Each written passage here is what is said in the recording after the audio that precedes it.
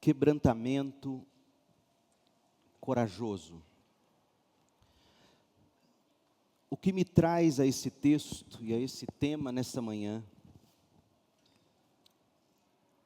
é que hoje nós iniciaremos um processo de disciplina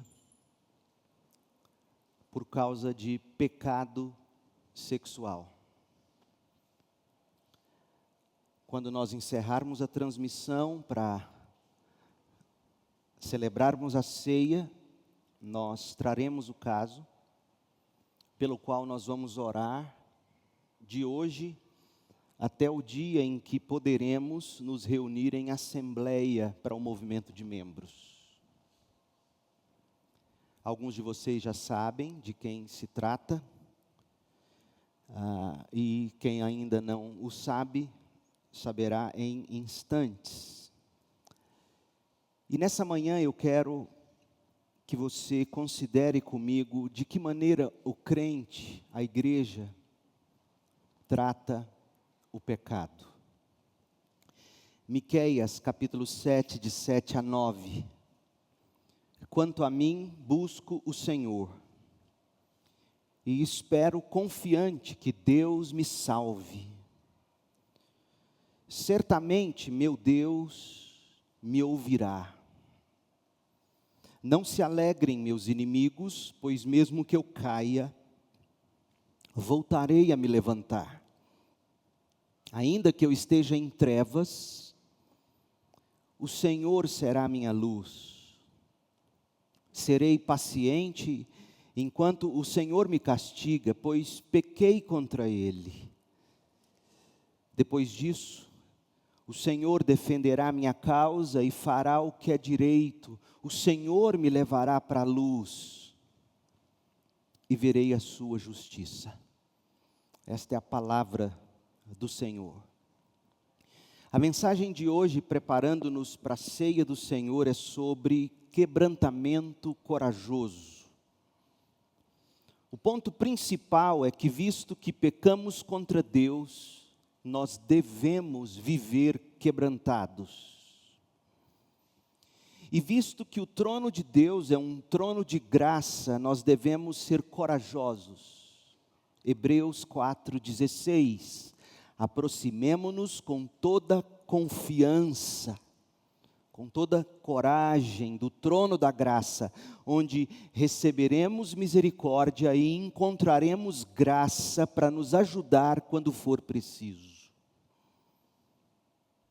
Outra maneira de descrever a mensagem do texto de Miqueias seria dizer que a mensagem é sobre contrição confiante. Contrição porque nós ainda pecamos. Confiante porque nós temos um Salvador. Ou poderíamos dizer que o texto de Miqueias é sobre arrependimento radical. Arrependimento porque nós pecamos e nós não alcançamos o padrão da glória de Deus. E é radical porque a graça de Cristo nos justifica e nos lança para longe do pecado, para perto de Deus. Nós enxergamos essas coisas no versículo 9 de Miqueias, capítulo 7. Aliás, este é um versículo incrível na palavra de Deus para nós nesta manhã. Diz assim, verso 9, Miqueias 7. Serei paciente enquanto o Senhor me castiga. A Almeida, revista e atualizada, diz assim: sofrerei a ira ou a indignação do Senhor, pois pequei contra Ele. Veja então que há no versículo quebrantamento, há no versículo contrição, há no versículo arrependimento. Eu pequei contra Deus e não tentarei me defender, ou de forma alguma diminuir minha culpa. Eu suportarei a indignação, eu suportarei a ira, eu suportarei o castigo do Senhor. Ele tem todo o direito de se irar contra mim. Portanto, colocarei a mão sobre a minha boca e virarei minhas costas para receber a disciplina, porque pequei contra o Senhor da glória e estou envergonhado. É isso que diz a primeira parte do versículo 9. Agora, olhe para as próximas duas linhas desse mesmo versículo, Miqueias 7, verso 9. Depois disso, depois da disciplina, Ele defenderá a minha causa e fará o que é direito. O Senhor me levará para a luz e verei sua justiça. Ou seja, há neste versículo quebrantamento, contrição e arrependimento. Mas há também coragem, fé e determinação radical. De novo, olhe para esse mesmo texto e veja isso. Isso não está saindo da minha cabeça, sai da palavra de Deus. Veja o quebrantamento em Miqueias 7, verso 9. Serei paciente enquanto o Senhor me castiga, pois pequei contra Ele. Agora veja a confiança de Hebreus 4 aqui, veja a coragem. Depois disso, o Senhor defenderá minha causa e farei o que é direito. O Senhor me levará para a luz e verei sua justiça. O profeta, portanto, em nome do Israel contrito, o profeta está dizendo: pequei contra Deus. Eu estou quebrantado debaixo de sua santa indignação. Mas esse mesmo Deus irado, logo irá pleitear minha causa, ficará do meu lado, me justificará, e por isso eu sou corajoso, eu sou confiante em sua graça, estou quebrantado pela sua indignação, mas corajoso, confiante em sua graça. Meu povo, o que é tão notável e útil sobre esse versículo é que ele mantém essas duas coisas tão próximas que nós costumamos separar. Esse versículo mantém juntas justa indignação e graciosa justificação. Esse versículo mantém juntas a ira santa de Deus e a graça perdoadora de Deus. O que Paulo colocou em Romanos, o justo e justificador Deus. Aqui, Miqueias 7, verso 9. Muitos de nós acham que é impossível viver assim, mantendo essas duas coisas tão próximas em Deus. Geralmente o que se costuma pensar, inclusive entre crentes, é que se nós pensamos que Deus está zangado conosco, nós despencamos em vergonha, em desespero. Ou, se pensamos em Deus como sendo misericordioso conosco, a gente acaba sentindo que não há lugar para contrição. Deus é amor, Deus é misericordioso. Não há necessidade de quebrantamento, não há espaço para arrependimento radical. Não é verdade? Não é assim que as pessoas costumam pensar? Tragicamente, hoje nós temos a tendência de separar o que a Bíblia mantém junto. Portanto, a mensagem de hoje é esta: nós vamos manter juntas essas realidades. Quando pecarmos, aceitemos a indignação de Deus, aceitemos a disciplina e não a neguemos ou nos esquivemos dela. E não só isso, quando pecarmos, sejamos corajosos e creiamos que esse mesmo Deus em breve pleiteará a nossa causa e nos restaurará em justiça. Esta é a mensagem de hoje. Em sua caminhada com Deus, mantenha junto que Deus uniu quebrantamento corajoso e coragem, confiança, arrependimento e fé, esperança. A essa altura, A essa altura, se eu conheço bem o coração humano, se eu ouço bem os arraiais evangélicos, a essa altura eu posso ouvir alguns pensando mais ou menos algo do tipo: ah, mas isso aí, esse tipo de atitude divina, é coisa do Antigo Testamento. No Novo Testamento não é assim. Alto lá, crente, alto lá. O Deus da antiga é o mesmo Deus da nova aliança. Celebraremos a ceia em instantes. Portanto, abra sua Bíblia em 1 Coríntios 11 e veja o que Paulo, falando da nova aliança, escreve sobre justiça, sobre disciplina e graça, conjugados no mesmo instante no coração de Deus. Disciplina e graça. 1 Coríntios 11, 28 e 32. Atente-se para o fato de que nós estamos lendo o Novo Testamento, não é o Velho. 1 Coríntios 11, 28. Paulo está orientando os cristãos de Corinto sobre a participação deles na mesa, na ceia do Senhor.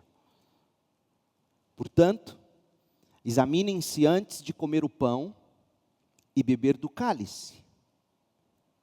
Pois se comem do pão ou bebem do cálice, sem honrar o corpo de Cristo, ou seja, sem arrependimento, sem fé, sem quebrantamento e coragem, essa atitude desonra o corpo de Cristo. Se vocês fazem dessa maneira, vocês comem e bebem julgamento contra si mesmos.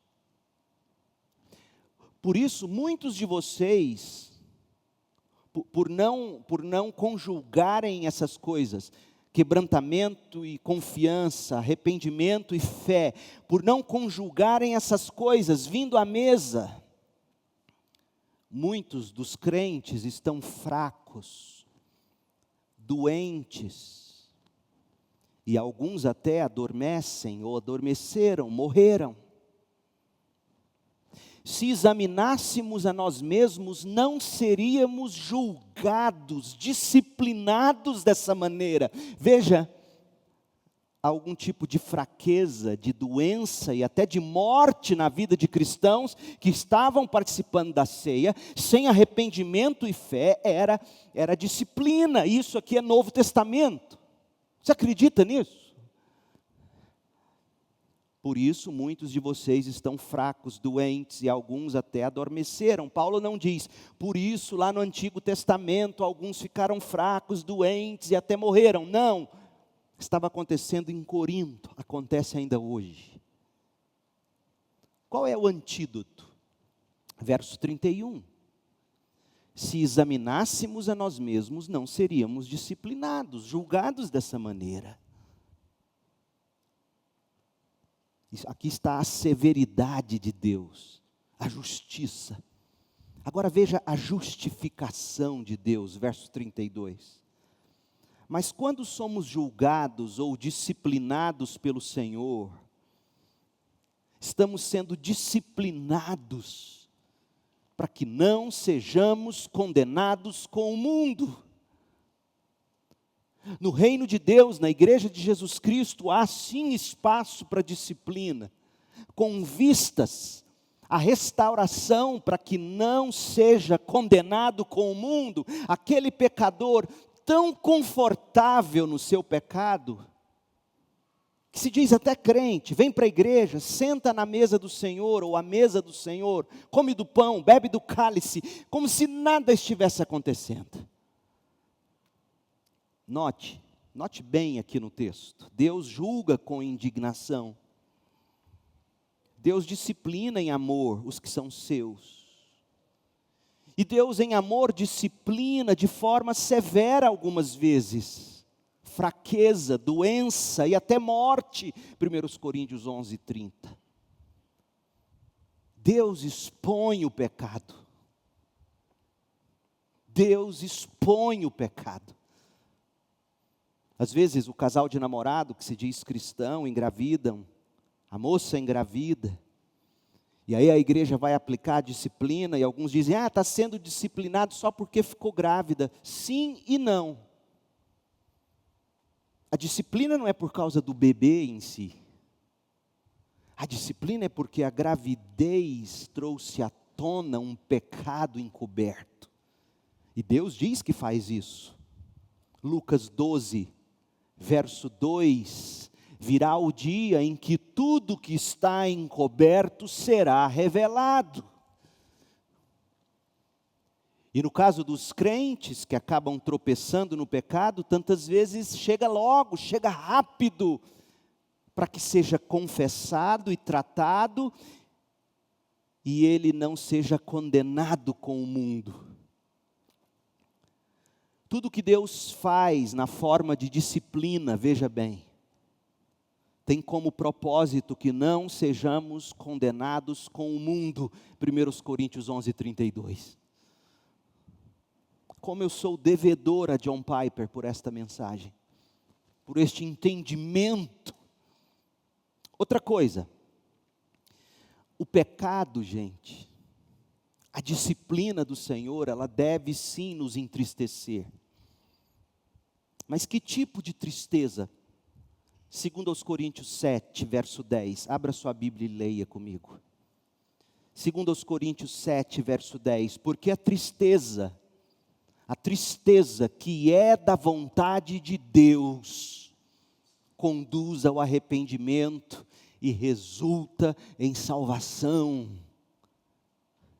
Essa tristeza, ela é causada pelo pecado, pela disciplina, com vistas a levar ao arrependimento, com o fim de que resulte em salvação. Não é uma tristeza que causa remorso, mas a tristeza do mundo resulta em morte.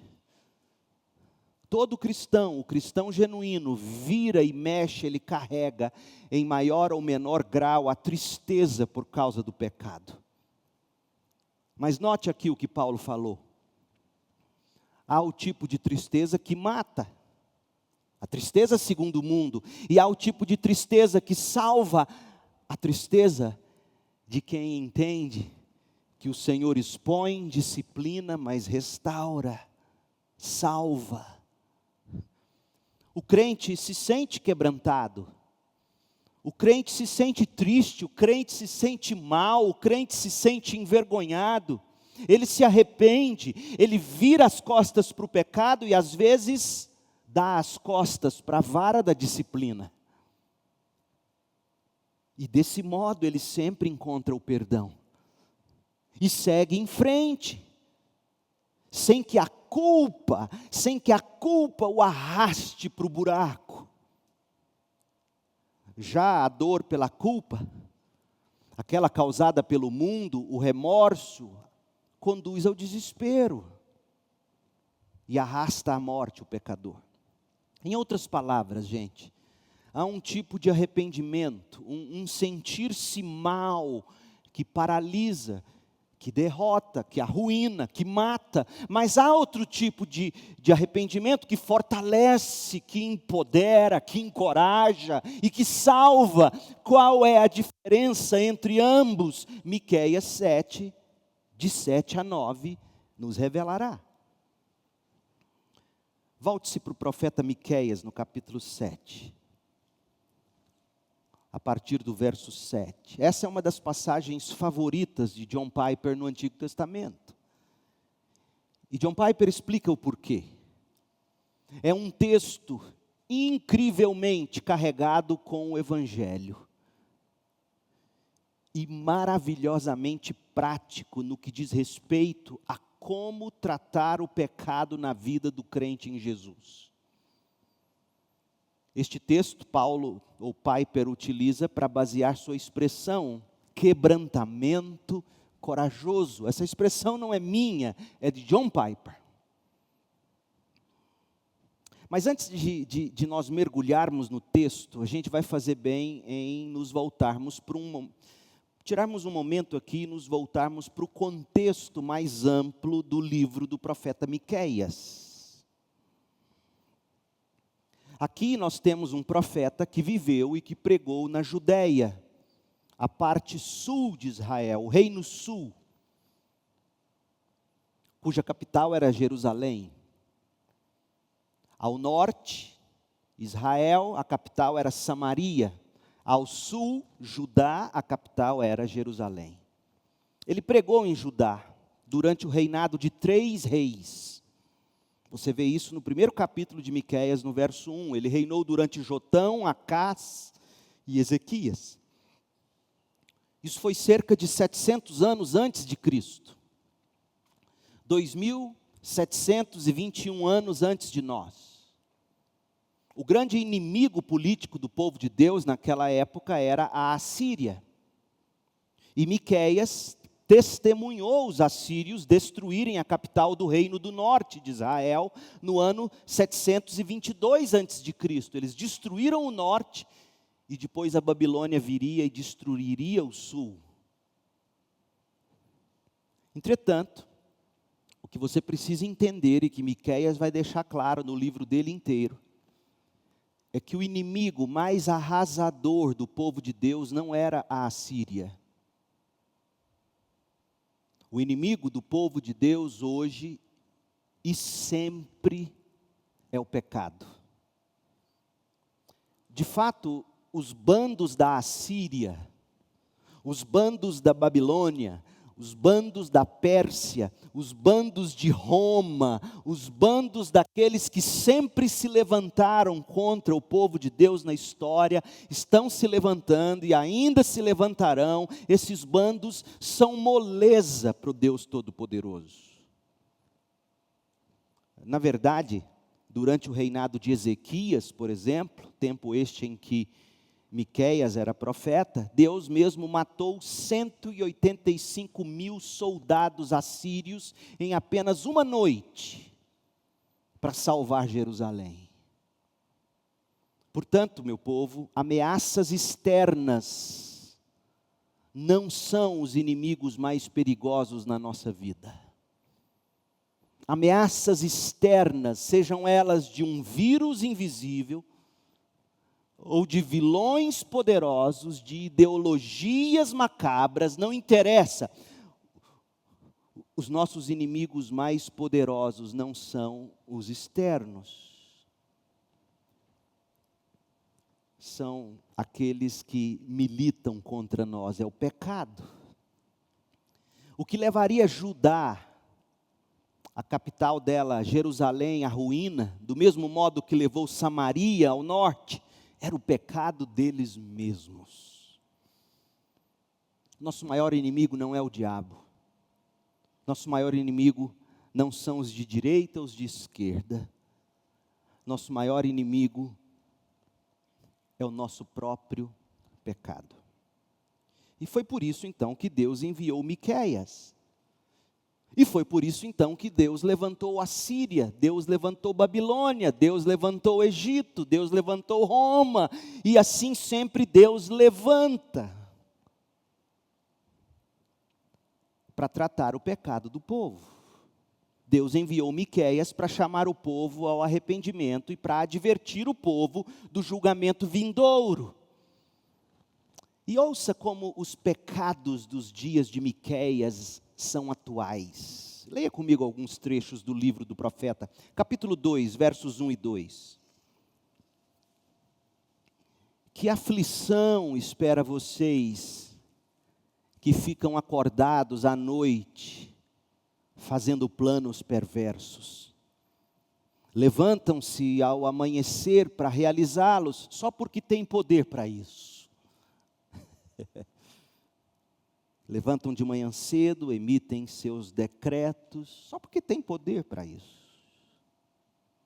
Quando desejam um terreno, encontram um modo de apropriar dele. Quando querem a casa de alguém, tomam-na por meio de violência. Oprimem um homem para que lhes entregue sua propriedade e deixam a família dele sem herança. Adiante, o profeta clama a Deus contra a desonestidade do povo nos negócios. Capítulo 6, verso 11 e 12. Como posso aceitar seus comerciantes que usam balanças e pesos desonestos? Então veja que a corrupção sai das cortes supremas, sai dos palácios dos governos e vai para a feira pública. Ou seja, a nação é tão corrompida quanto seus governantes, seus líderes espirituais e também seu povo na feira. A culpa não é só dos que estão lá em cima. Como posso aceitar seus comerciantes que usam balanças e pesos desonestos? Os ricos entre vocês enriqueceram por meio de extorsão e violência. Seus habitantes estão acostumados a mentir. Sua língua não consegue mais dizer a verdade. É crônico o negócio. Mas não eram apenas os homens e as mulheres de negócios que eram corruptos. Não eram só os governantes, não eram só os comerciantes. Os profetas eram também falsos. Os pastores eram movidos por amor ao dinheiro. Miqueias 3, verso 5. Assim diz o Senhor: vocês, falsos pastores, falsos profetas, fazem meu povo se desviar, prometem paz ao que lhes dão comida, mas anunciam guerra aos que não os alimentam. Anunciam paz àqueles que seguem vocês, ofertam para vocês, e lançam maldição sobre aqueles que tentam dizer que o que vocês estão fazendo está errado. Você já viu o pastor fazer isso? Tem alguns aí. Aqueles que ouvem os ensinos e não questionam, se submetem e buscam prosperar, esses recebem de seus pastores bênçãos. Os outros são desonestos. Os outros são insubmissos, recebem a maldição. Em outras palavras, os profetas eram pregadores de aluguel. Eles diziam o que os ricos, o que os poderosos da congregação queriam ouvir para que pudessem prosperar mais rápido. Será que a igreja brasileira tem um pouco disso hoje? O pior de tudo era que a coisa estava corrompida já no ninho, no núcleo familiar. No núcleo familiar. Ouça o que dizem os versículos que antecedem o texto da mensagem de hoje. Miqueias 7, versos 5 e 6. Olha o que diz. Porque quem está corrompido não era apenas os governantes, os comerciantes e mais ricos, o povo da feira, os pastores. O problema era dentro de casa. Verso 5. Não confie em ninguém, nem mesmo em seu melhor amigo, nem sequer em sua esposa. Pois o filho despreza o pai, a filha se rebela contra a mãe, a nora se rebela contra a sogra. Seus inimigos estão em sua própria casa. Jesus cita esse versículo no contexto do ministério dele.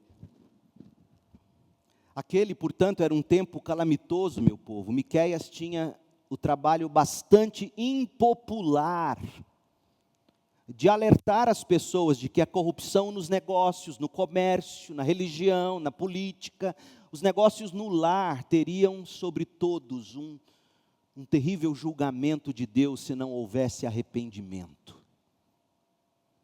Capítulo 4, verso 10, leia comigo. Ó habitantes da bela Sião, Jerusalém, contorçam-se e gemam como a mulher em trabalho de parto, pois terão de deixar a cidade para morar nos campos. Vocês serão enviados ao exílio na distante Babilônia. Vocês serão disciplinados. Ali, porém, sob a vara da disciplina, o Senhor os libertará. Ele os livrará das garras de seus inimigos. Sabe qual era o problema? O problema era que o povo, além de se opor a esse tipo de pregação, como sempre, além de se opor a esse tipo de pregação, o povo contemporizava, o povo flexibilizava a mensagem do profeta que estava falando em nome de Deus. Olha como é que o povo reagia, olha o cinismo dessa gente. E veja se não é assim ainda hoje, Miqueias 2, verso 6. Para tudo que o profeta Miqueias pregava, o povo dizia o que está no capítulo 2, verso 6. Não diga uma coisa dessas, o povo responde. Não profetize dessa maneira. Essa desgraça jamais nos acontecerá. Aí o profeta contra-argumenta, verso 7. Acaso deve falar desse modo o povo de Israel? O Espírito do Senhor terá paciência com essa conduta desse povo? Se fizesse o que é certo, minhas palavras lhe trariam consolo, diz o profeta. Até agora, porém, meu povo se rebela contra mim, diz o Senhor, como se fosse um inimigo.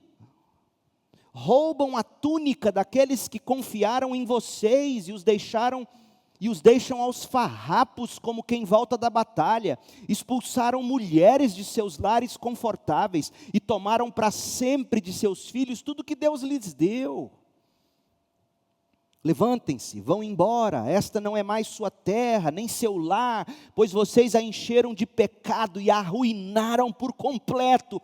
Se um profeta que vive a mentir lhes dissesse: proclamarei para vocês as alegrias do vinho e da bebida forte, de um profeta assim vocês se alegrariam. Esse, portanto, meu povo, era o trágico cenário nos dias de Miqueias, e qualquer semelhança com os nossos tempos não é mera coincidência. Como o povo de Deus deve responder a esse tipo de pregação? Pregação cheia de acusações, advertências sobre o julgamento de Deus, sobre o pecado e o pecador. Como que nós devemos responder? Antes de mostrar a resposta de Miqueias, a gente tem que ter certeza de que a gente percebe que essa é uma pergunta para nós hoje, e não apenas para o povo da antiga aliança. A pergunta é: a igreja hoje precisa ouvir as advertências de Miqueias? Num sermão intitulado Fogo do Céu, tradução livre do título, porque o sermão está em inglês, um pregador chamado Del Fessenfeld Jr., ele pregou sobre a batalha de Elias no monte contra os adoradores de Baal, os profetas de Baal, em 1 Reis 18, o título é Fogo do Céu. Esse pregador, ele expressou suas dúvidas de que a igreja esteja mesmo no meio de um avivamento. Eu também duvido que esteja. Se de fato nós estivéssemos desfrutando de avivamento, o pastor pergunta, abre aspas, por que as tantas formas de impureza moral estão em uma crescente em igrejas evangélicas que pregam a Bíblia? Por que a taxa de divórcios é tão alta na igreja quanto no mundo? Porque a grande maioria dos cristãos nunca leva alguém a Cristo. Porque os cristãos tratam com tanta trivialidade questões tão sérias da fé. Porque as igrejas estão cheias de pessoas que desejam uma experiência cristã conveniente, de meio período, de fim de semana, e que não demonstram nenhum interesse sério no crescimento espiritual. Por que os pastores tem que torcer os braços dos membros para dizimarem, ofertarem, servirem e se envolverem na obra do ministério? Por que as brigas e divisões de igrejas são tão comuns? Por que tantos cristãos professos são estéreis, vazios, feridos, confusos e em cativeiro espiritual? Por que o mundo está tão desinteressado no que temos a oferecer? Enquanto nós pensarmos que estamos indo bem, nunca seremos motivados a clamar a Deus para que envie fogo do céu. Feche aspas. Meu povo, o estado é crítico, é caótico. Qual é a expressão que eles usam para falar que as UTIs, colapso? O que está colapsado não são as UTIs, não. É o estado da igreja evangélica brasileira, colapsado. Mas graças a Deus que ainda existem Miqueias por aí, ainda hoje, que enxergam na igreja evangélica brasileira o tipo de fraqueza, pecado e corrupção que Miqueias viu em Israel, em Judá, 2721 anos atrás. Portanto, quando a gente pergunta como se deve responder à pregação de Miqueias, a questão não é apenas como a pessoa deveria responder lá no passado, mas como nós devemos responder agora, hoje, sempre. Nós somos pecadores e a igreja necessita de um arrependimento, de reforma, de limpeza. Miqueias relata 2 tipos de respostas à sua pregação. 2 tipos de respostas, ambas baseadas na graça. Uma baseada na graça barata, a outra baseada na graça verdadeira, custosa. Primeiro, olhe comigo para a resposta errada, a maneira errada de se depender da graça de Deus em face da pregação de Miqueias contra o pecado. Olha o que Miqueias diz aos juízes, aos sacerdotes, aos profetas de Jerusalém, capítulo 3, verso 11. Os governantes julgam conforme os subornos que recebem. Ele está falando de Brasília, da Casa Branca. Os sacerdotes cobram para ensinar a lei. Ele está falando dos profetas, dos pastores corruptos. Os profetas só profetizam quando são pagos, e no entanto todos afirmam depender do Senhor. E qual é o argumento deles? A graça barata. Ouça, nenhum mal nos acontecerá, pois o Senhor está em nosso meio. Qual é essa resposta?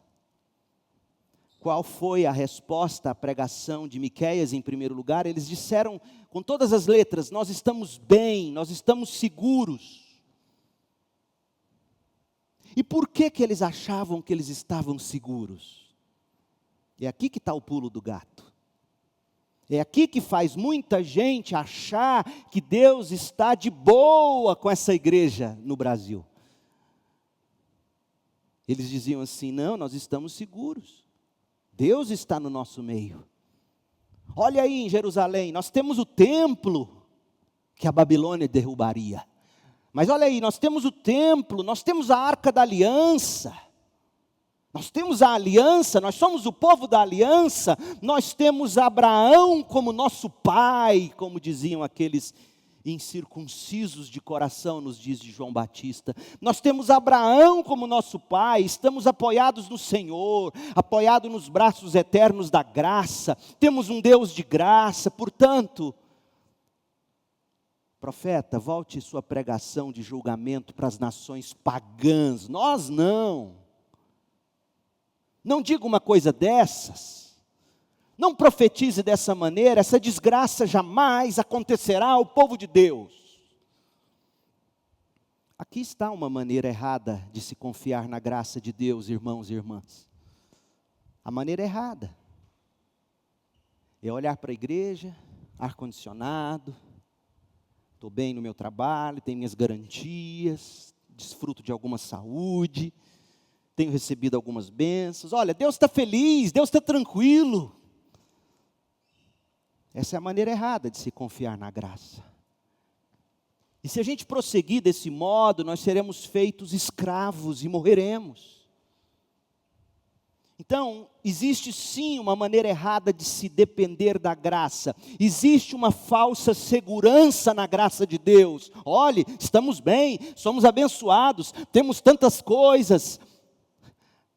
A gente até paga profetas para falar por nós. Ou nos motivar a sair na segunda-feira e ganhar a vida e prosperar. O jeito errado. Isso não é graça, isso é desgraça. Qual é o jeito certo? Qual é a maneira certa de se depender da graça de Deus? Miqueias 7, de 7 a 9, nos revela que o quebrantamento corajoso é a única maneira esperada por Deus. Israel arrependeu, ou aprendeu a responder da maneira certa à pregação de julgamento contra o pecado. Ou pelo menos parte de Israel, e o que nós temos aqui em Miqueias 7, de 7 a 9, é aquela parte piedosa, quebrantada. O profeta fala em nome deles, ou o profeta está dizendo como os piedosos deveriam responder à realidade do pecado e da disciplina de Deus, que se agigantava diante deles. Quanto a mim, Miqueias 7, de 7 a 9, quanto a mim, veja, esse quanto a mim do capítulo 7, verso 7, está em contraste àquele tipo de graça barata na qual se confia. Quanto a mim, eu não vou agir ou permanecer pecando e achando que está tudo bem, que o negócio de Deus, que já que Ele é amor, é viver me perdoando e me fazendo prosperar. Quanto a mim, não. Eu busco o Senhor.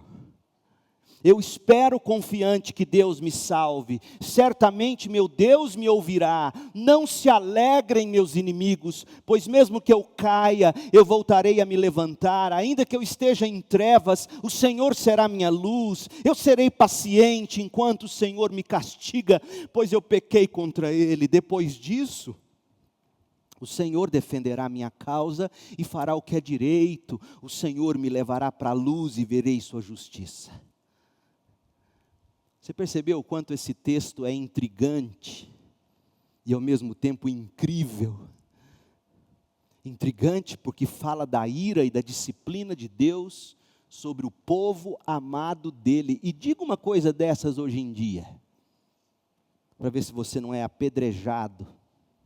Diga que Deus se ira e se indigna contra seu próprio povo. Diga. Isso é intrigante.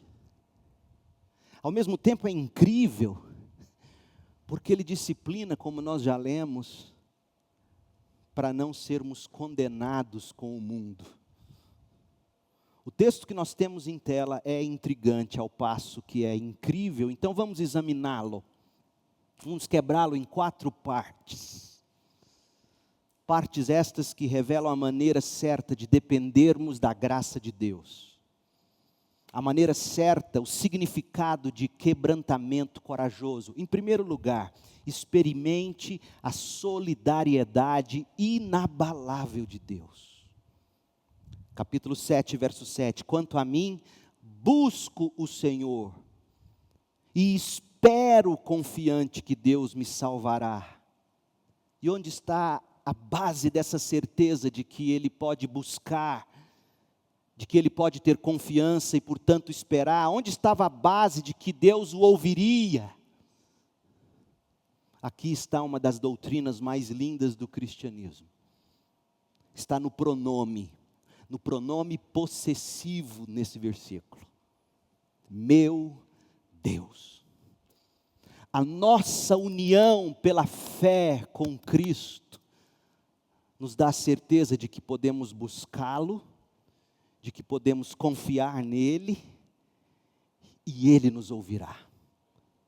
O quebrantamento corajoso começa com a experiência da solidariedade inabalável de Deus. Gente, essas palavras, meu Deus, demonstram a maneira certa de nós nos apoiarmos na graça. É baseada numa união profunda e inabalável com Deus em Cristo. É o que acontece quando uma pessoa deixa de depender de si mesma e passa a depender de Deus. É o que acontece quando um traidor quando ele decide se render ao seu legítimo soberano, ele baixa a guarda, ele abaixa as armas da oposição, ele aceita o perdão do rei, e então faz um juramento de fidelidade. Daquele dia em diante, ele é o súdito do rei, e o rei é seu rei. Portanto, o caminho do quebrantamento corajoso começa com essa solidariedade inabalável de Deus. Ele é o meu Deus, então eu poderei buscá-lo, eu poderei esperar confiantemente, certo de que Ele, o meu Deus, me ouvirá. A pergunta nessa manhã então se faz nos seguintes termos: Ele é mesmo seu Deus? Segunda coisa, aceite a justa indignação de Deus. Aceite. Além de experimentar a solidariedade inabalável de Deus, o quebrantamento corajoso, ele aceita a indignação quando se peca contra o meu Deus, o seu Deus, o nosso Deus. Isso significa que o cristão, ele não minimiza a feiura do pecado. O cristão não esconde o pecado dele. O cristão não minimiza a terrível ofensa que o pecado sempre é a Deus. Nós não fazemos vistas grossas ao estrago, à vergonha, à decepção, às feridas que o pecado causa na vida das pessoas ao redor de quem peca. O pecado estraga, envergonha, decepciona, fere. Oh, meu povo, tudo isso passou no meu coração essa semana, quando esses queridos nossos, amados nossos, foram flagrados pelo pecado. Isso porque é um dos jovens, se não o jovem que mais anda perto de mim. Eu fiquei no lugar do pai, no lugar da mãe. A vergonha, a decepção, as feridas que o pecado causa na vida dos outros ao redor. Nós não dizemos que Deus não pode se irar, que Deus não pode se indignar contra nós. Nós não somos daqueles que dizem que Deus não é do tipo que disciplina. Em vez disso, nós trememos com o desagrado de Deus. Nós nos quebrantamos pelo nosso pecado, nós ficamos contritos, nós ficamos arrependidos. É isso que Malaquias ensina. Olha o verso 8 de Miqueias ensina. Miqueias 7, verso 8. Não se alegrem meus inimigos, pois mesmo que eu caia, ao reconhecimento da queda, eu voltarei a me levantar, ainda que eu esteja em trevas. Reconhece-se que o pecado te leva às trevas. O Senhor será a minha luz. Serei paciente enquanto o Senhor me castiga. Eu sofrerei a ira do Senhor, pois pequei contra Ele. John Piper argumenta que a aceitação da justa indignação de Deus é um dos momentos mais necessários na igreja de Cristo hoje. É a hora em que nós devemos nos sentar em silêncio e humildemente nas cinzas da culpa e do pecado, debaixo da escuridão, do desfavor de Deus, a gente tem que suportar com fé a indignação do Senhor, aceitar com paciência a disciplina do Senhor, e disciplina essa que muitas vezes, como a gente lê aqui no verso 8, muitas vezes virá acompanhada do escárnio daqueles que não nos querem bem. Portanto, até aqueles que zombam dos que pecam e caem, de certo modo faz parte da disciplina de Deus, a vergonha.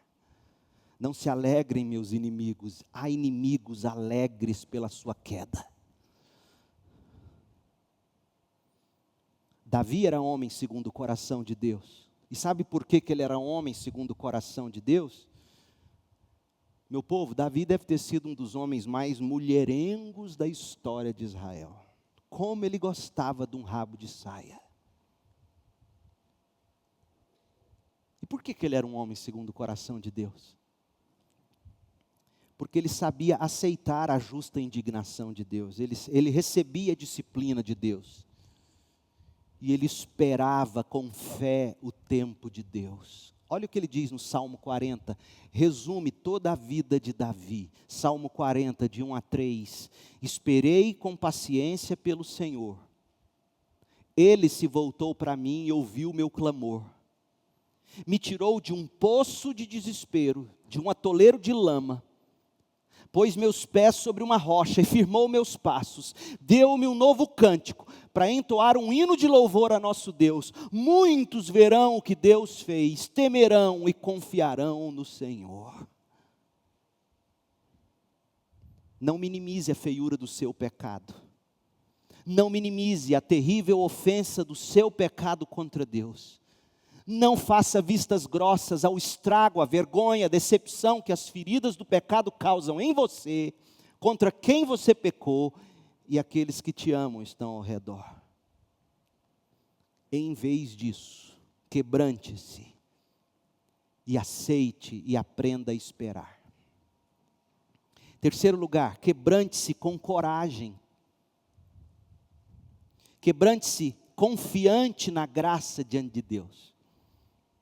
Então veja, Miqueias nos ensina que esse quebrantamento corajoso, a forma correta de se depender da graça de Deus, além de experimentar a solidariedade inabalável de Deus, além de aceitar a justa indignação de Deus, o quebrantamento corajoso nunca perde a confiança na graça de Deus, mas crê corajosamente que esse mesmo Deus de santa indignação defenderá a nossa causa e nos trará das trevas do pecado e do julgamento para a luz da justiça e da vida com Deus em Jesus Cristo.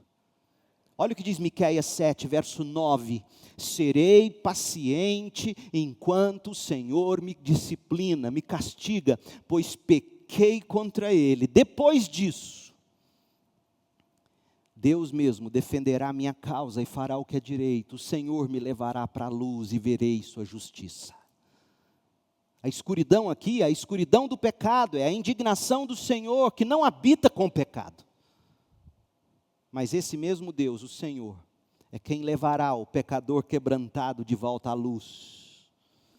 Ele será liberto.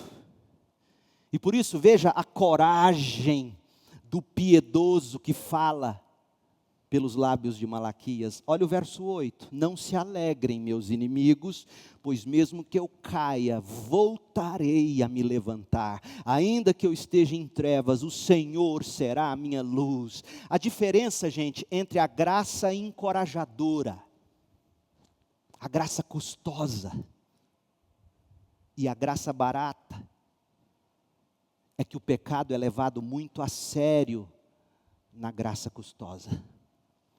Há sim uma queda repreensível, há uma indignação real e terrível da parte de Deus, há um tempo terrível de escuridão, de humilhação, há quebrantamento, há contrição, há arrependimento ao se suportar com paciência a disciplina de Deus.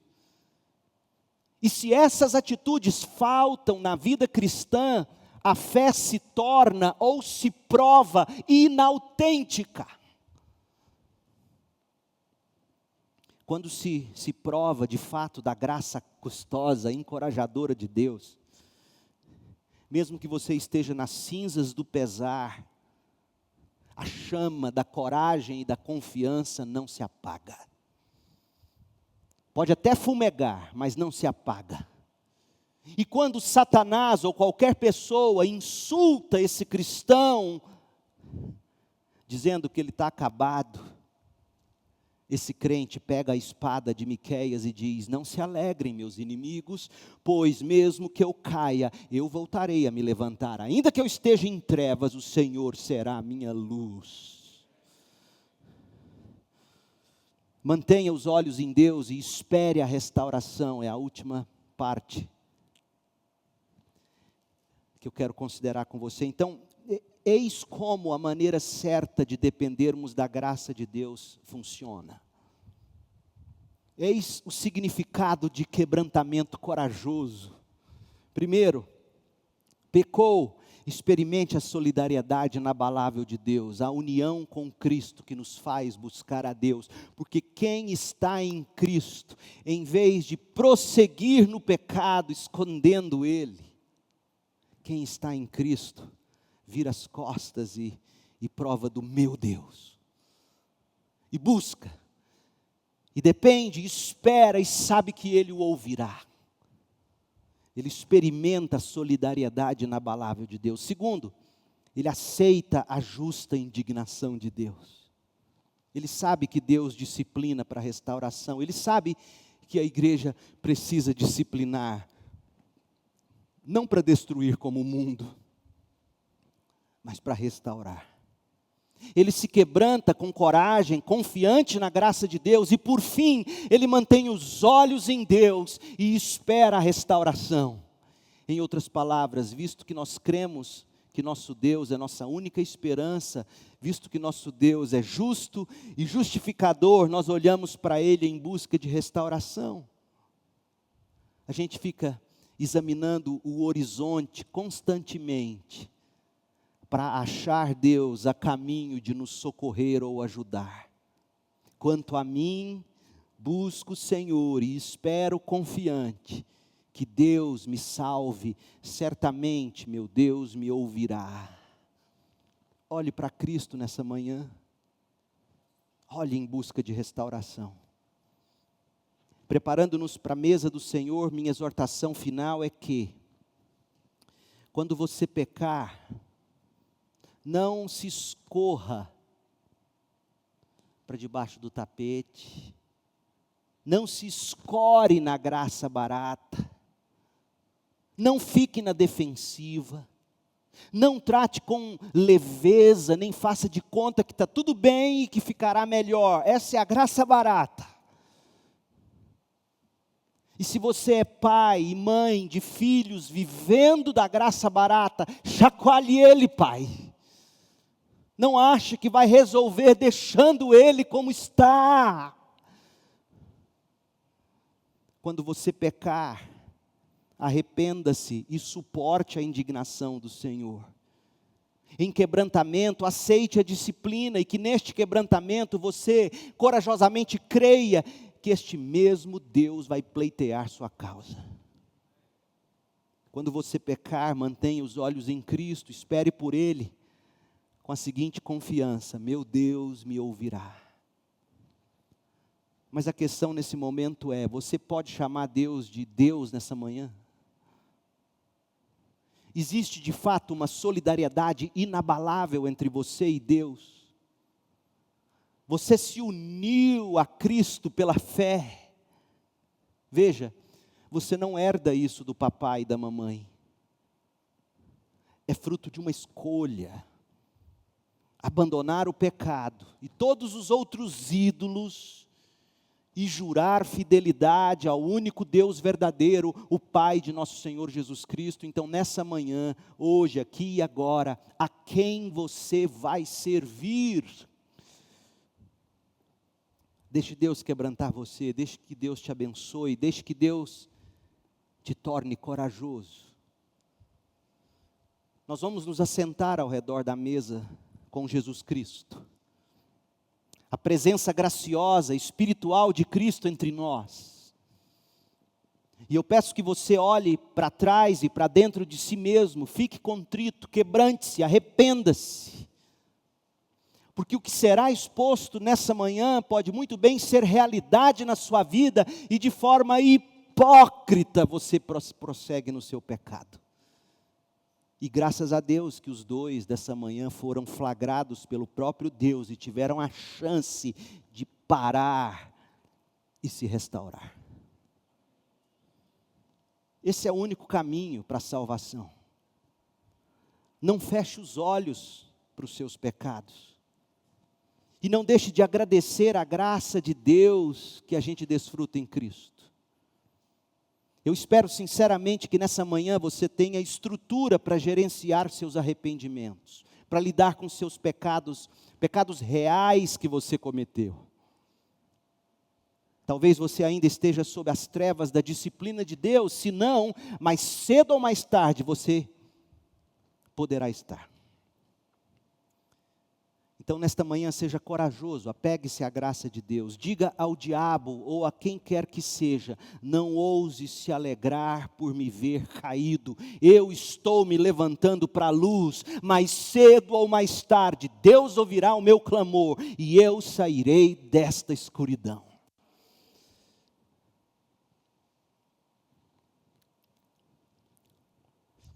De forma muito prática, nós temos um casal de jovens que estão grávidos. E nós vamos tratar deles. Não, deixa aí, eu não vou dizer nome.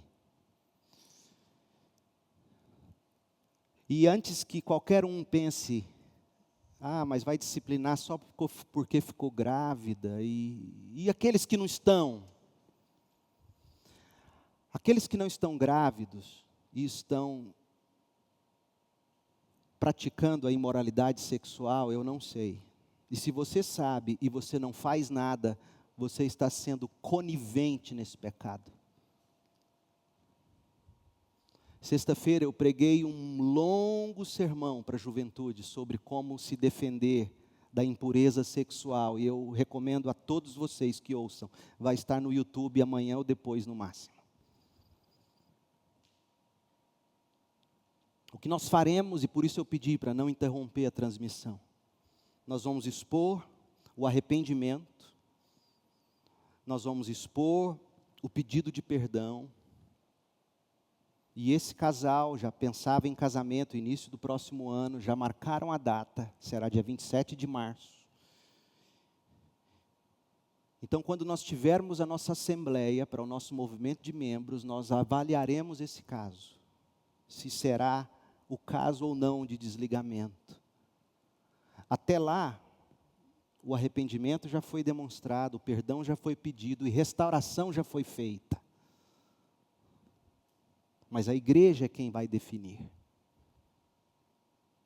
Mas você, jovem, membro dessa igreja, se quer continuar transando com o namorado ou com a namorada, desligue-se da igreja. O sexo é para a aliança do casamento. O sexo é para a aliança do casamento. E você, pai e mãe, que sabe dessa prática e a coberta, você é conivente. No mínimo, você deveria dizer, meu filho, minha filha, se você não tomar uma medida, eu vou levar seu nome à igreja. Nós não podemos brincar com esse assunto. Sabe por quê? Não é por legalismo, não. É porque o sexo fora do casamento, ele mancha, ele macula a grande imagem que é o quê? O casamento da noiva com o cordeiro, a igreja sem mácula, virgem, limpa, de branco, encontrando o Senhor Jesus no céu. Nós não podemos brincar. Se você sabe de algum jovem ou adulto que seja, que esteja nessa prática, crente, você tem a responsabilidade de, em amor, chegar nele, nela e exortar na esperança de restaurar. Se não der certo, leva testemunhas. Se não der certo, faça aqui, traga como nós vamos trazer agora. Se houver arrependimento e mudança, glória a Deus, restauramos. Se não houver, Jesus orienta, desligue. Nós não podemos brincar. Pastor, a gente poderia simplesmente receber a carta, o pedido de desligamento, voto em sessão, depois... Não, isso não é disciplina. Isso é dar um jeitinho. Então, nessa manhã, eu quero dizer aos que estão em pecado, pecado declarado, mas acobertado, pegue o gancho,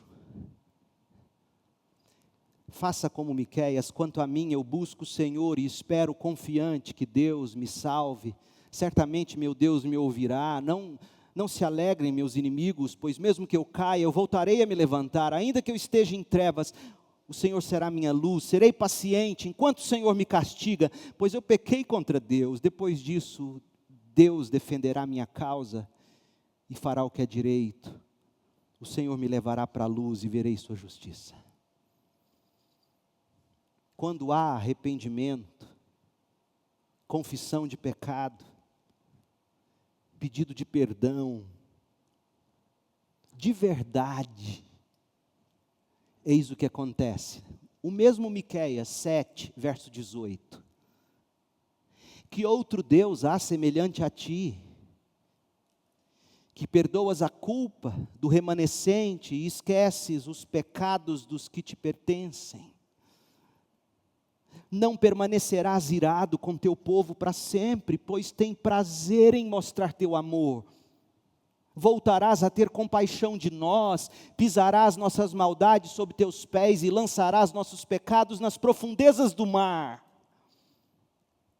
Tu nos mostrarás tua fidelidade e teu amor, como prometeste há muito tempo a Abraão e a Jacó, nossos antepassados.